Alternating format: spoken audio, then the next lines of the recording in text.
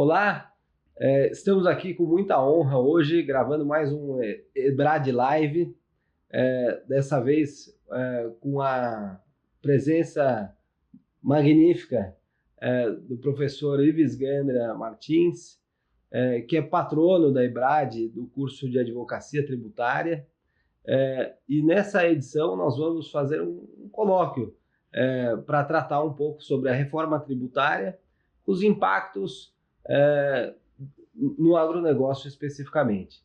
Eu sou o professor Francisco de Godoy Bueno, sou patrono da EBRAD no curso de Direito do Agronegócio, e para mim é uma grande satisfação estar aqui no seu escritório, professor Ives, para poder ouvi-lo um pouco sobre esse tema importante da reforma tributária. Falávamos há pouco, né, uma revolução que estamos passando, de muitas alterações institucionais, e nesse período conturbado institucional, uma importante reforma do sistema tributário nacional. Se nós sabíamos que as únicas certezas eram a morte e os impostos, agora não sabemos mais quais impostos e quais tributos nós seremos obrigados a pagar. Muito obrigado, professor Ives, pela oportunidade de estar aqui com Vossa Excelência. Olha, meu caro Francisco Godoy Bueno, interessante o seguinte: eu ainda continuo com uma série de dúvidas sobre a reforma. Uma série de dúvidas porque eu discuto reforma tributária no Brasil desde a década de 60. Um amigo que foi de Gilberto de Acanto, com quem escrevi livros, Carlos da Rocha Guimarães, com diversos aqui de Rubens Gomes de Souza, enfim, prepararam uma emenda número 18, que resultou no Código Tributário Nacional, na Constituição de 67, e foi um dos primeiros a ser chamado pelos constituintes para uma audiência pública, que começou às 10 da manhã e terminou às 4 da tarde, sobre o sistema tributário. do Ornelis era o presidente. E, na verdade,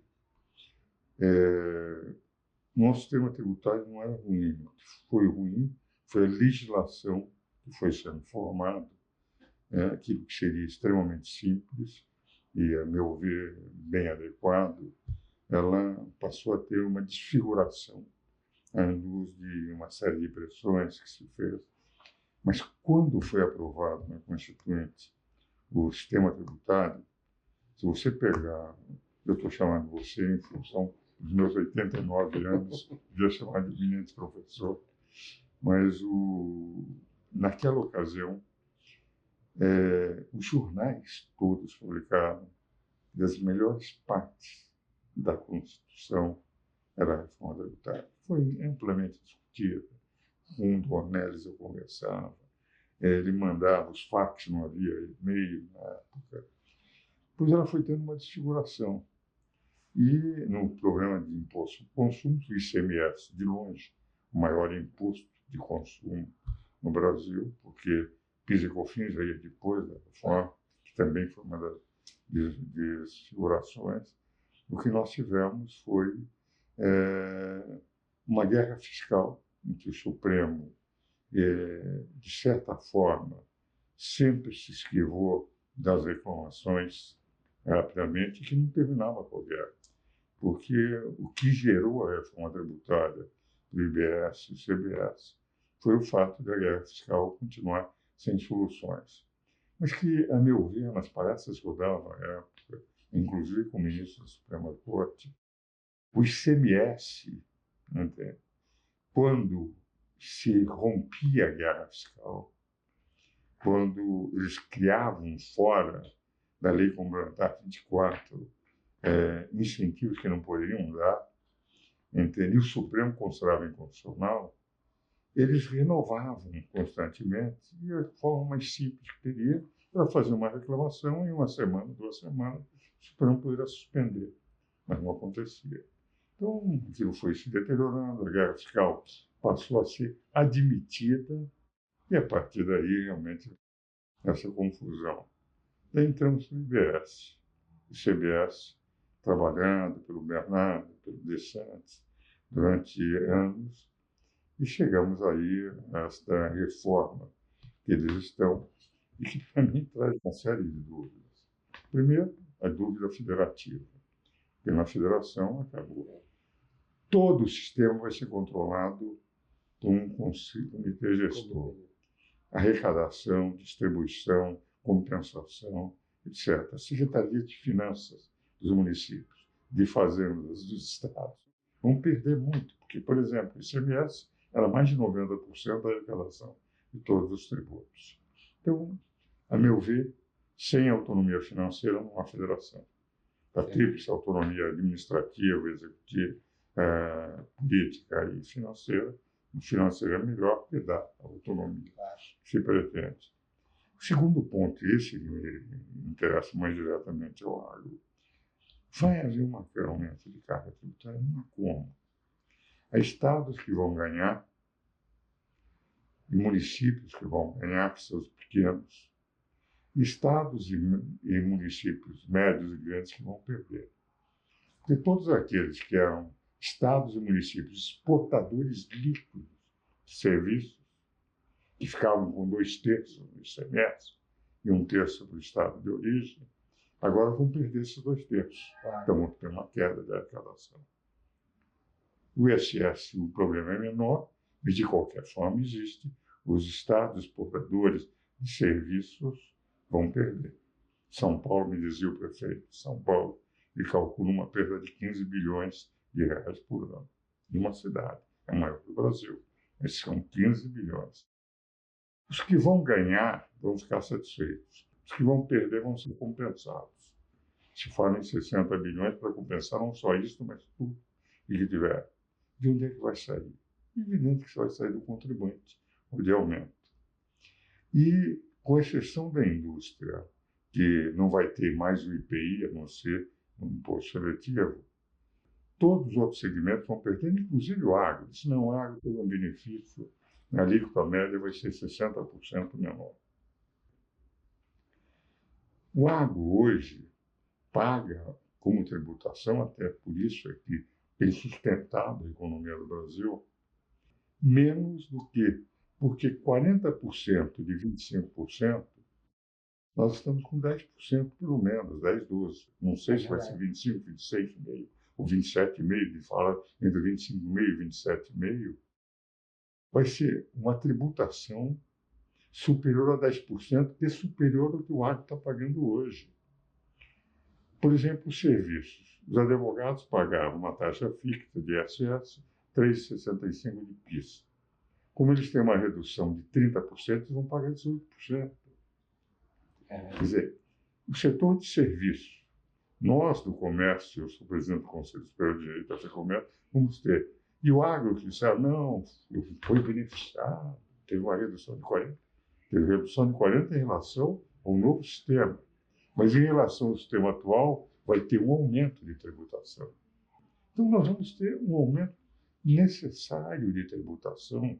Não adianta dizer que vai ser neutra, porque não vai ser neutra. Perfeito. Se uns perdem e não vão perder, porque a União vai compensar, e outros ganham e vão ficar satisfeitos, quem vai perder é o contribuinte. O que você acha? Que não pode reclamar, né? De fato, é preocupante, né? Eu acho que a senha arrecadatória do Estado, né? Quer dizer, eu estava me lembrando há um tempo que aprendemos lá na Rural com o Dr. Flávio Teles de Menezes, que o Brasil... Era um bom amigo. O Brasil foi um Estado antes de uma nação, né? O Estado vem na frente da nação, e não o inverso, como seria o adequado. E a reforma tributária é bastante desse sintoma, né?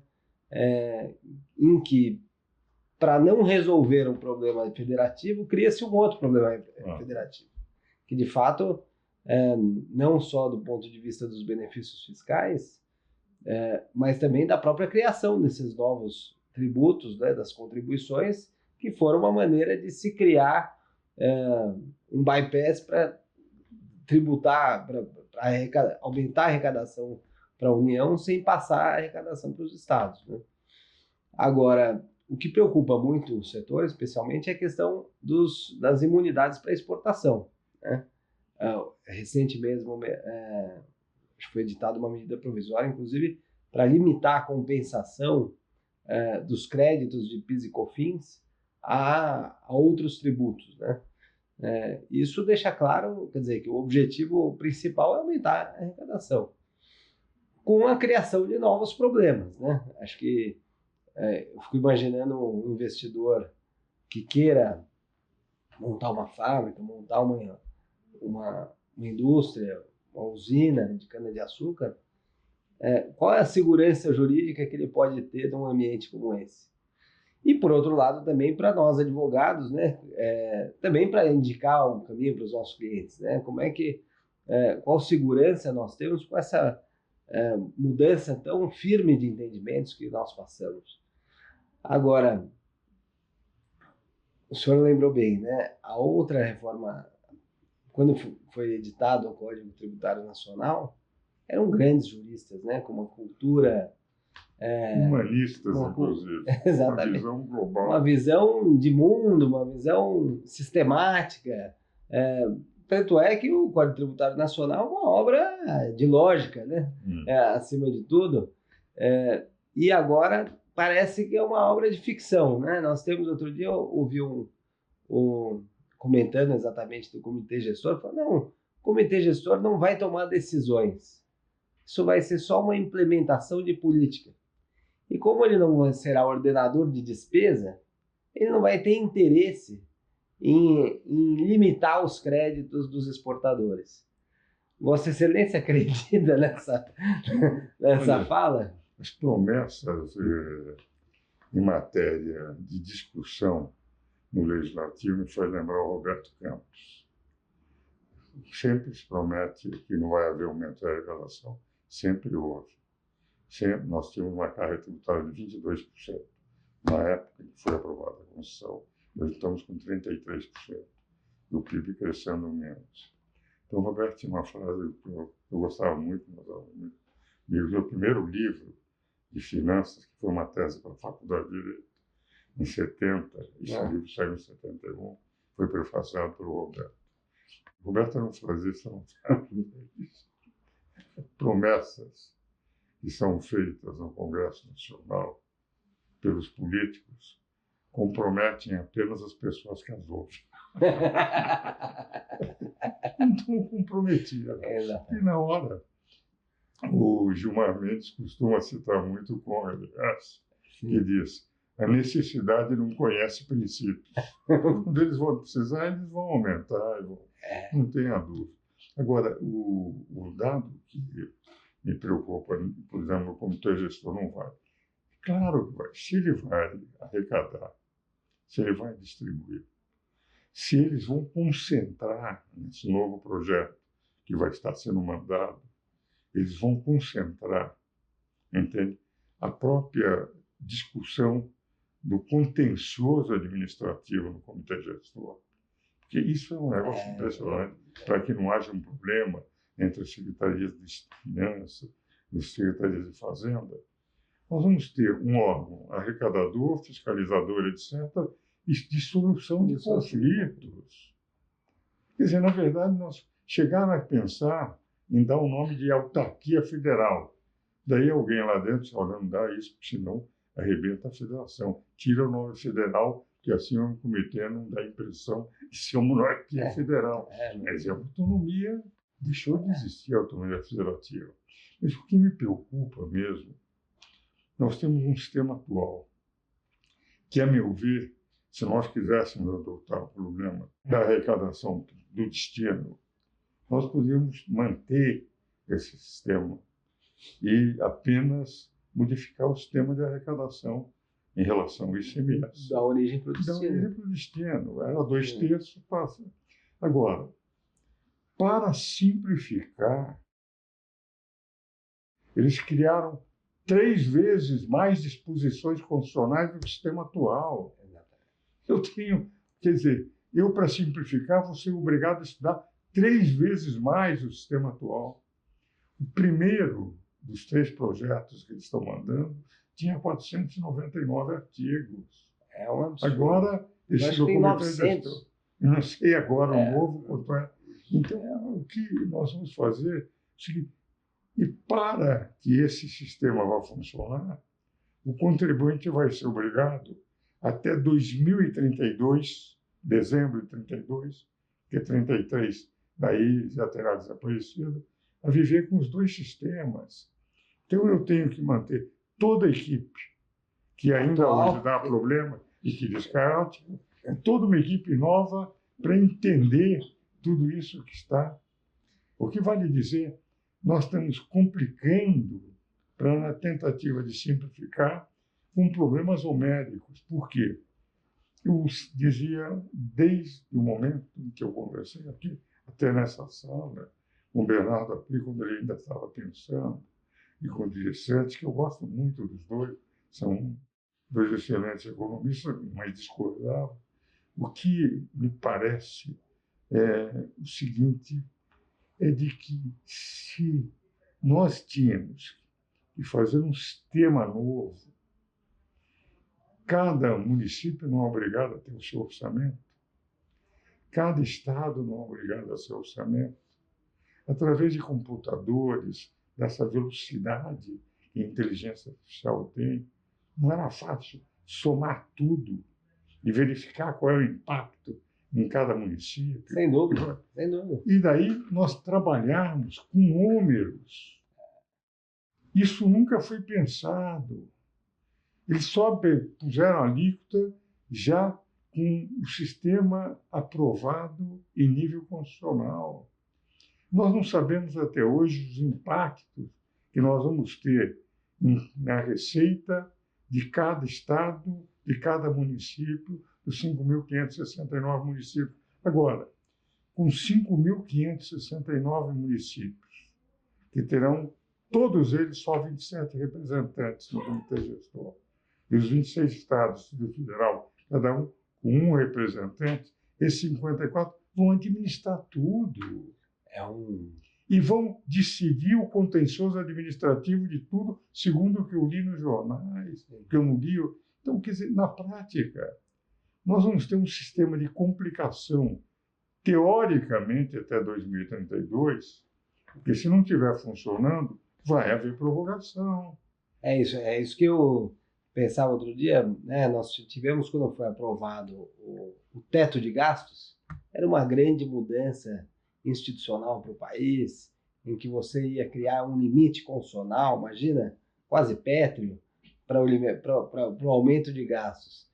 E acho que menos de 5 anos, 6 anos, aquele limite que era uma cláusula fundamental E constitucional já deixou de existir, já criaram uma nova sistemática, um novo arcabouço que é um teto é um teto de palha furado, exatamente.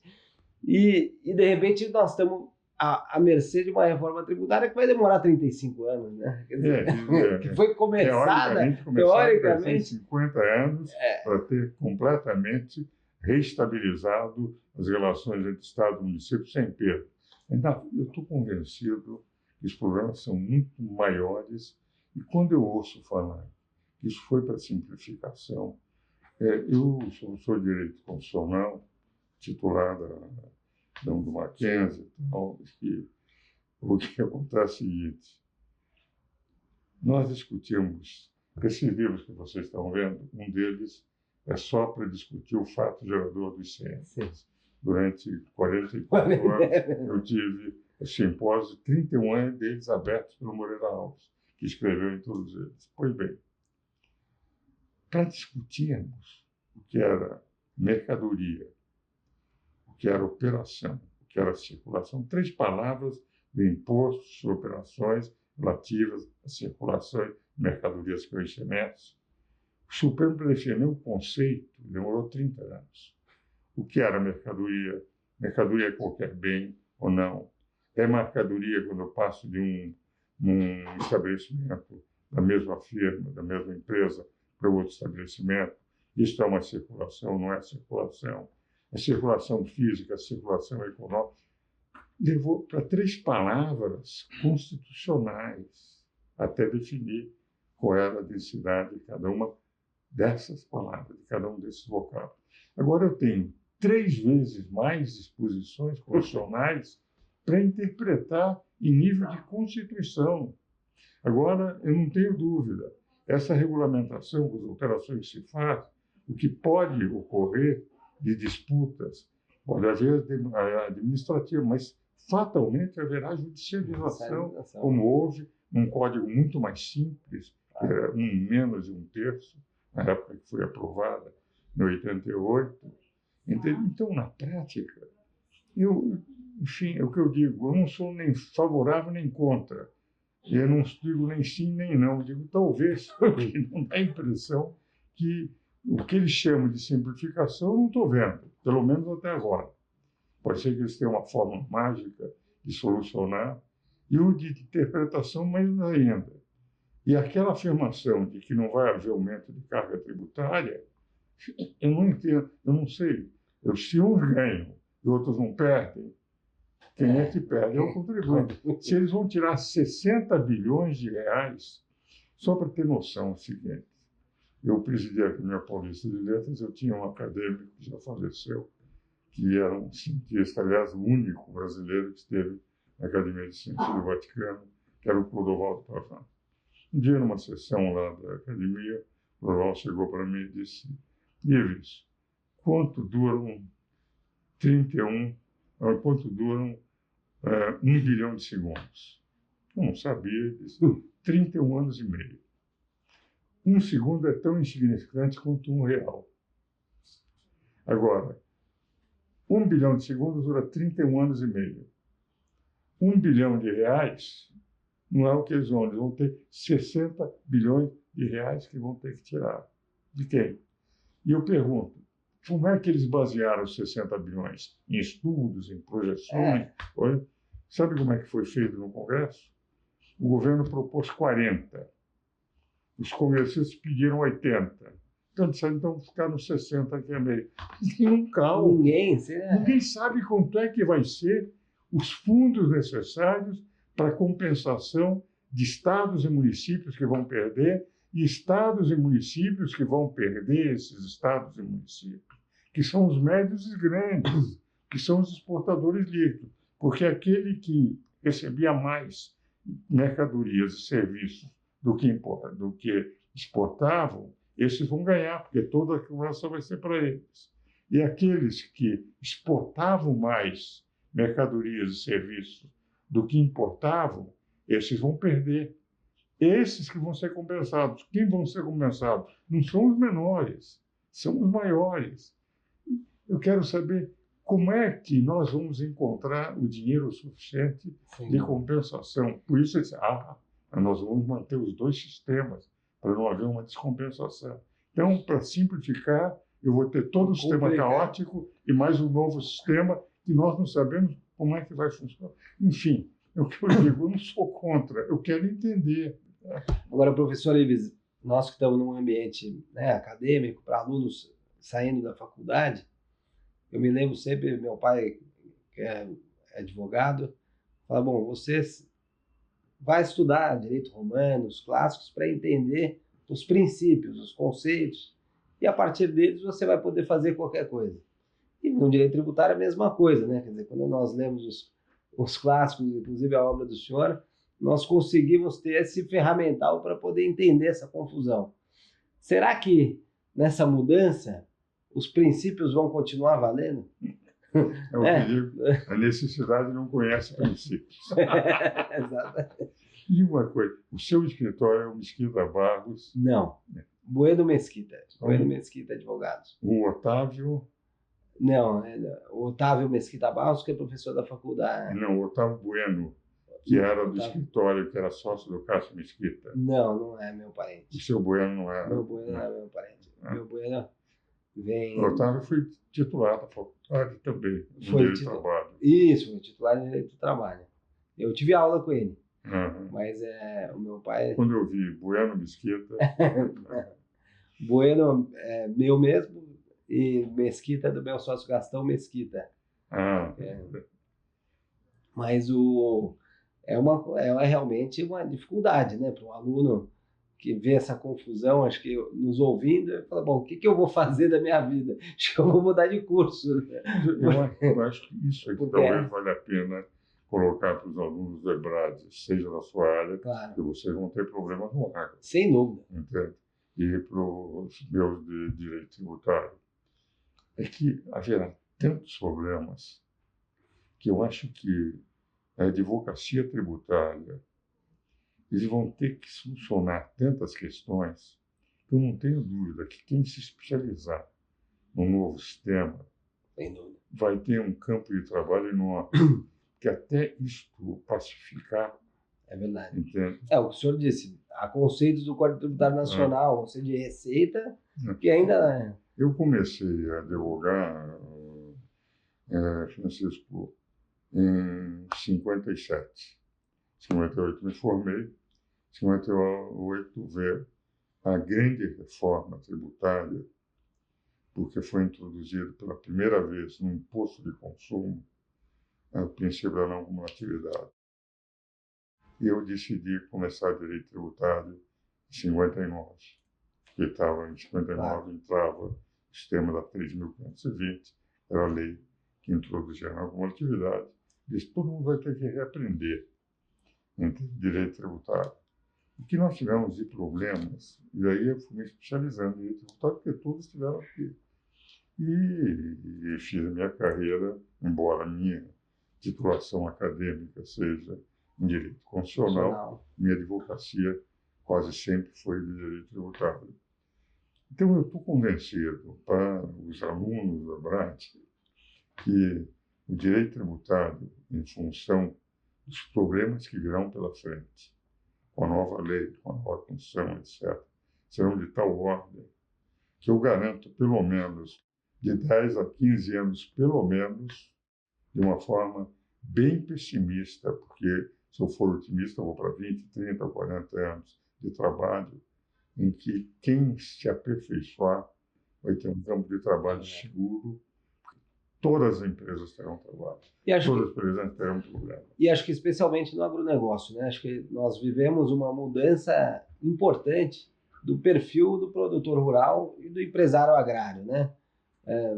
Há 30, 40 anos atrás, eram famílias, a figura do proprietário e do produtor se confundiam, e hoje cada vez mais elas se especializam, né? O proprietário rural não é mais o produtor rural realmente assumiu a figura de empresa e vai ter grandes dificuldades, porque se hoje nós temos uma contabilidade, por exemplo, simplificada para o produtor rural, né? E quer dizer, o produtor rural, normalmente o produtor rural se beneficia de regimes de diferimento, se beneficia de regimes próprios, até de imunidades, como nós dissemos. A partir do momento que tudo dependerá de créditos e débitos, você vai criar uma complexidade até para as pequenas lojas, para o pequeno comércio. Controlado lá em Brasília. Controlado pela Secretaria de Fazenda. Por um supercomputador que não se sabe como vai acontecer. Eu fui produtor rural, eu tinha uma fazenda que eu brincava, que era uma fazenda de recreio, divertimento e pecuária. Porque eram 200 alqueires perto de Avaré, mas eu entregava leite em Avaré, mas eu era um produtor rural pequeno. Claro. Tive café, a geada de 75. Eu liquidei todo o café porque para começar com quatro. E depois fiquei metade da fazenda, plantava cana, arrendava, e a outra metade eu tinha um gargir Holanda. E a facilidade que eu tinha de diferir tudo, porque era um produtor rural. Claro. Entende? Então, agora, eu ainda, por ser um produtor rural, para ter uma fazenda para os meus filhos e para os meus netos aproveitarem, eu, conhecia daquilo, orientava o meu administrador lá, mas eu via, lá na área de São Manuel, Pratânia, Avaré, etc., um número de pequenos produtores que alguns eram analfabetos. Totalmente. Entende? E que entregavam. Agora, esses vão ter aí que se adaptarem à nova tecnologia, que eles vão ser iguais aos outros. Exatamente. Hoje já é uma grande dificuldade, né? Acho que o nosso curso vem muito nesse sentido de de mostrar que há um mercado grande que não existia, né? A gente sempre repete os números que o Roberto Rodrigues sempre diz que o Brasil, né, na verdade não é ele que diz, ele só mostra, porque o número é dado. O Brasil era importador tinha uma produção de grãos relativamente pequena, era importador de grãos. Em 2000, se não me engano, em 2002, 2004 foi o primeiro ano que o Brasil produziu 100 milhões de toneladas de grãos. 12 anos depois, ele conseguiu fazer 200 toneladas de grãos. Então, em 12 anos, mudou o que demorou 500 anos para fazer. E 8 anos depois, em 2023, nós colhemos 300 milhões de toneladas de grãos. Então, em 20 e poucos anos, nós triplicamos a agricultura. O que é triplicar a agricultura, né? Claro, tem toda a exportação, tudo isso que todo mundo já sabe, mas triplicamos os tratores, os contadores, os advogados que se especializam no setor, toda a complexidade da atividade. Como nós estamos numa conversa informal, eu vou pedir à minha secretária, e não há problema em continuar a gravação, me traz aquele livro que eu e o Samuel Ramé escrevemos para falar sobre a agro. Sim. Brasil, que país é este? Para ver o que nós crescemos, que você está dizendo. Verdade. Eu quero te dar os dados para mostrar. Nós fizemos um livro, eu e o Samuel. Samuel foi vice-governador do Amazonas, e um livreto, mas só de dados. Sim. O que a agricultura cresceu é o que salvou, por exemplo, quando o Lula disse nós crescemos no ano passado, mas o grande crescimento foi da agropecuária. É o setor que ele menos gosta, que ele prefere crescer, na verdade. Nós tivemos um crescimento extraordinário. Mas eu vou só dar alguns dados que me parecem fundamental, entende, sobre o que a agro representa, que nós apresentamos aqui. Entende? Estudados, calculados aí, entende? Vamos ver. Que o Brasil representa.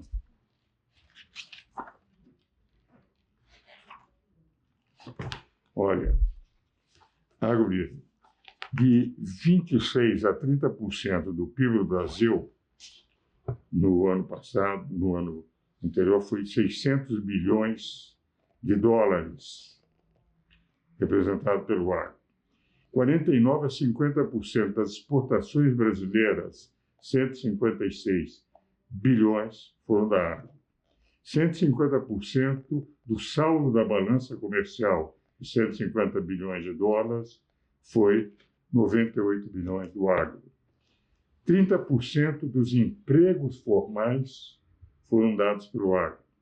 40% da produção mundial de soja é do agro brasileiro. 50% da produção mundial de açúcar é do agro brasileiro. 30% da produção mundial de café é nossa. 80% da produção mundial de suco de laranja. 25% da produção mundial de carne bovina. E 30% da produção mundial de carne de frango. Quer dizer, é o setor que tem salvo o Brasil e a economia brasileira. Mas sem dúvida. Eu acho que nós tivemos um crescimento muito recente, né, nesses últimos 30 anos, que ainda não se refletiu nas estruturas institucionais. Não. Então, as próprias, quer dizer, que nem nós dissemos, né, quer dizer, eram empresas rudimentares que agora estão se aperfeiçoando, estão indo para o mercado de capitais, então tem toda essa profusão de novos investimentos no mercado de capitais com empresas agrícolas ou vinculadas ao agronegócio. Nós temos os prestadores de serviços se especializando no agronegócio. Nós temos a agroindústria cada vez se multiplicando. E o ambiente institucional, que é o ambiente jurídico, que é a nossa ferramenta de trabalho, e a dificuldade terá que se adaptar a essa nova realidade também, né? Com a dificuldade de que o judiciário, especialmente, é um poder mais lento, e que não conhece o agro, não reconhece o agro quando não cria, né, moinhos de vento em relação a esse setor tão importante para o país, né?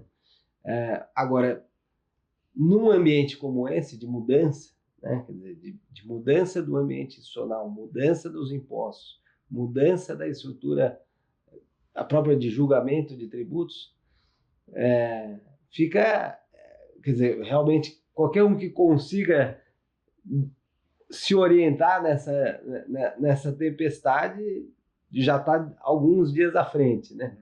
Nem há dúvida. Eu estou convencido que vai ser um campo enorme de trabalho. Agora, em relação ao agro, principalmente, eu tenho a sensação que o governo atual tem que dar um outro tratamento.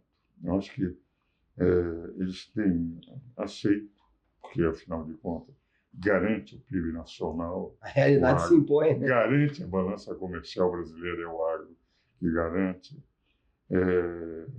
Mas nós sentimos ainda uma preferência, por exemplo, pelo movimento sem terra, que, na verdade, falar em reforma agrária, quando nós temos um dos mais avançados parques agropecuários do mundo, porque nós estamos equiparados aos Estados Unidos, e melhor, por que a França impede um acordo melhor do Mercosul com a União Europeia? Porque a França é grande produtora de agro e tem medo da concorrência evidente do Brasil, da Argentina, que são países que, no momento que houvesse um acordo adequado entre o Brasil, Mercosul e a União Europeia, nós temos um mercado muito mais amplo do que nós temos atualmente. Mas outro dia eu fazia uma palestra com o secretário de Justiça aqui de São Paulo, que é o Fábio de Brito. E o Fábio fazia na palestra de observação. Ele, de cada 5 pratos que se comem no Brasil, no mundo, um é fornecido pelo Brasil. Enquanto que, por exemplo, todo esforço que se faz em relação ao MST, eu acho que é um momento bom, desde que não invadam terras. Isso daqui é uma violência contra a Constituição. Daria para tudo o que eles fizeram depois para alimentar a cidade de Jundiaí. Acho que nem isso. O que representa, na verdade, nós temos que pensar que a reforma tributária não pode prejudicar o agro.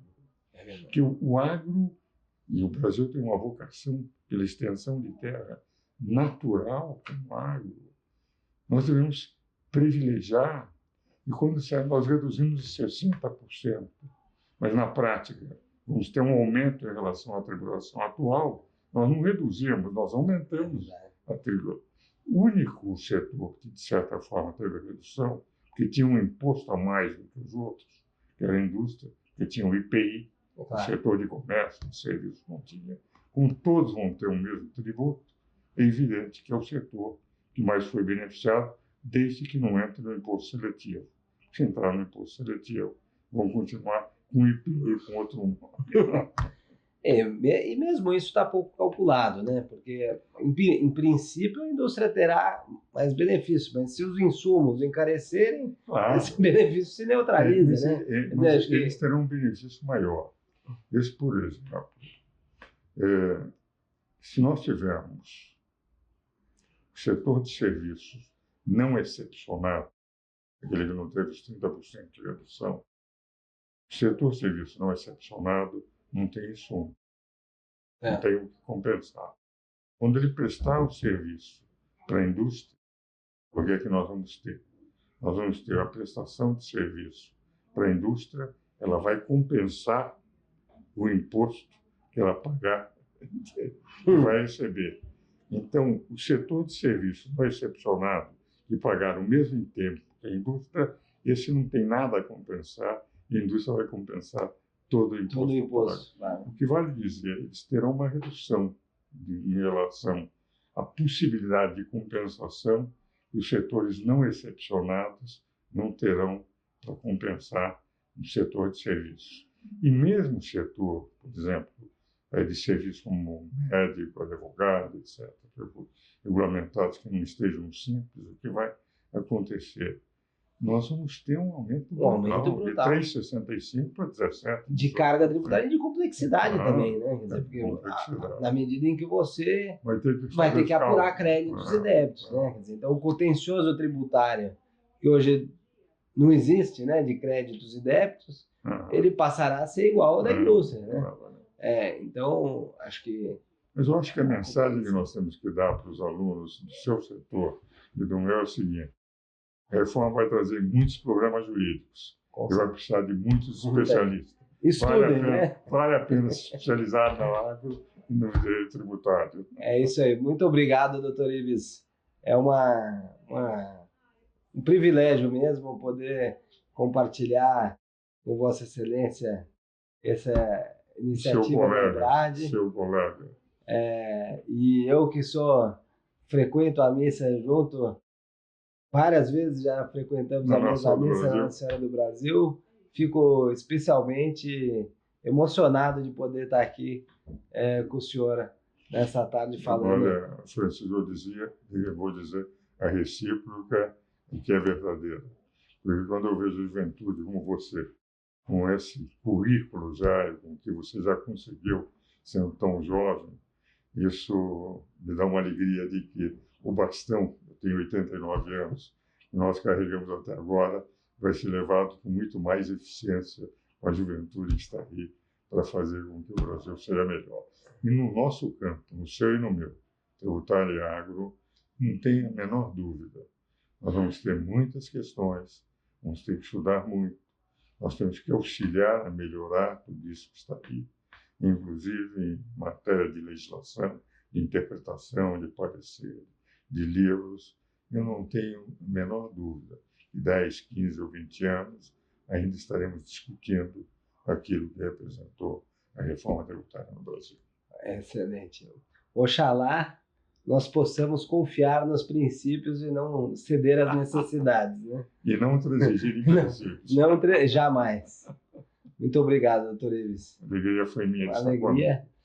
Bom, encerramos assim com muita inspiração aos nossos alunos mais um EBRAD Live. Esperamos que todos curtam, compartilhem, gostem e acompanhem as nossas atividades aqui na EBRAD.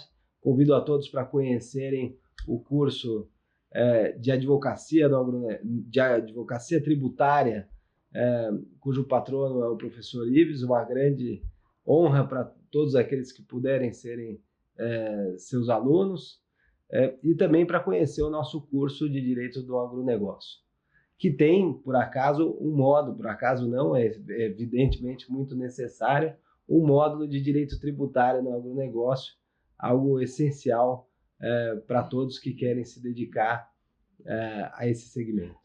Muito obrigado.